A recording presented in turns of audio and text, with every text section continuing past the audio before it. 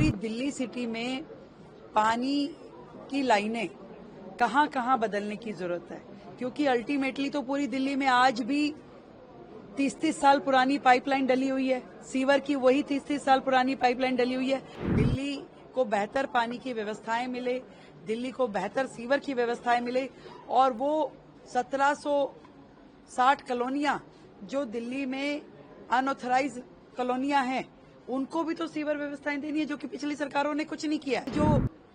Mafia चलता था tanker का, जो घोटालेबाजी होती थी, जो किताबों में रजिस्टर्स में जितने टैंकर्स की सप्लाई दिखाई जाती थी और जमीन पे उतनी होती नहीं थी, अब उन सारी चीजों को कर्व करने के लिए, एक ट्रांसपेरेंट सिस्टम खड़ा करने के लिए, उस माफिया को खत्म करने के लिए हमारी सरकार काम कर रही है। हर गर्मियों में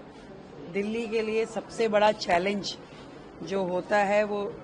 जल का होता है, पानी का होता है, और उसके अलावा पूरी दिल्ली में सीवर व्यवस्था दुरुस्त रहे, बननी चाहिए, और यमुना सफाई, ये सारे विषय इंटरकनेक्टेड है। और इसी के लिए आज वरुणालय में जो हमने पीछे टैंकर्स जल आपूर्ति व्यवस्था के लिए जो टैंकर्स का जीपीएस सिस्टम शुरू किया था, जो आज के समय की दिल्ली की जरूरत है, इन सबको आज हमने यहाँ संज्ञान किया कि कैसे हमारा कमांड एंड कंट्रोल सेंटर काम कर रहा है, क्या टैंकर्स का सप्लाई समय पे पहुंच पा रहा है। इसके अलावा हमारा स्काडा सिस्टम जो है वो पूरी दिल्ली को एज ए होल देखें तो यहाँ से ऑपरेशन किस तरीके से चल रहा है, और फिर अधिकारियों के साथ कि पूरी दिल्ली सिटी में पानी की लाइनें कहाँ कहाँ बदलने की जरूरत है, क्योंकि अल्टीमेटली तो पूरी दिल्ली में आज भी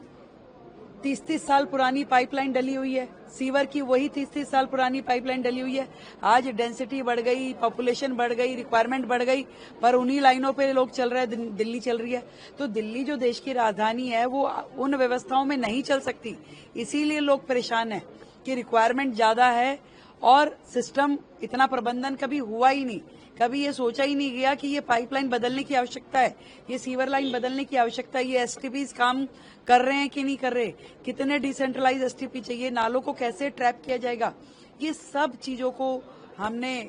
आदरणीय मंत्री जी भी यहाँ पे हैं, हम लोगों ने मिलकर के एक एक अधिकारी से कि इन समस्याओं के समाधान पे अब जो ये सरकार है ये काम करेगी।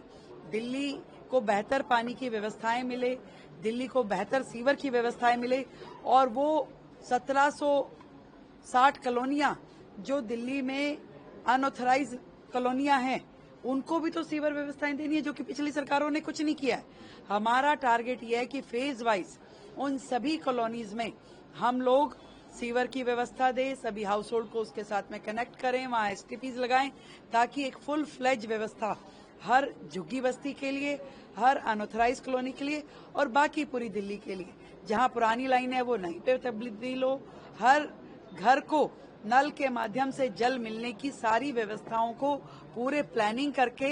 एक एक योजनाबद्ध तरीके से, चरणबद्ध तरीके से उस काम को किया जाए, और पूरी दिल्ली में इक्वल डिस्ट्रीब्यूशन ऑफ वाटर होना चाहिए, कहीं कम कहीं ज्यादा। जो पहले के राजनेताओं ने अपने अपने एरिया में धांधलीबाजी करके कि मेरे एरिया में पानी फालतू आ जाए, चाहे बाकी की दिल्ली प्यासी मरे, ये अब नहीं चलेगा। पूरी दिल्ली में पर व्यक्ति जो पानी की सप्लाई होनी चाहिए, इक्वल डिस्ट्रीब्यूशन ऑफ वाटर किया जाएगा। हम टैंकर्स को लेकर लोगों की बहुत शिकायतें आती रही हैं, टैंकर्स के ऊपर किस तरह से आपकी सरकार नकेल रही है? इसी के लिए तो हमने जीपीएस लगा करके जो शेड्यूलिंग टैंकर्स को दी जाती है, उसका ऑब्जर्वेशन यहाँ अपने कमांड एंड कंट्रोल सेंटर में शुरू किया। यहाँ पे अच्छा एक सेंटर जिसके माध्यम से लोगों की कंप्लेंट आए और उसको तुरंत प्रभाव में उसको इजीनेस मिले, उसको उसकी रिक्वायरमेंट पूरी की जाए। और जो माफिया चलता था टैंकर का, जो घोटालेबाजी होती थी, जो किताबों में रजिस्टर्स में जितने टैंकर्स की सप्लाई दिखाई जाती थी और जमीन पे उतनी होती नहीं थी, अब उन सारी चीजों को कर्व करने के लिए, एक ट्रांसपेरेंट सिस्टम खड़ा करने के लिए, उस माफिया को खत्म करने के लिए हमारी सरकार काम कर रही है, और दिल्ली की उस समस्या का समाधान होगा, इसके ऊपर लगातार नजर रखे हुए हैं।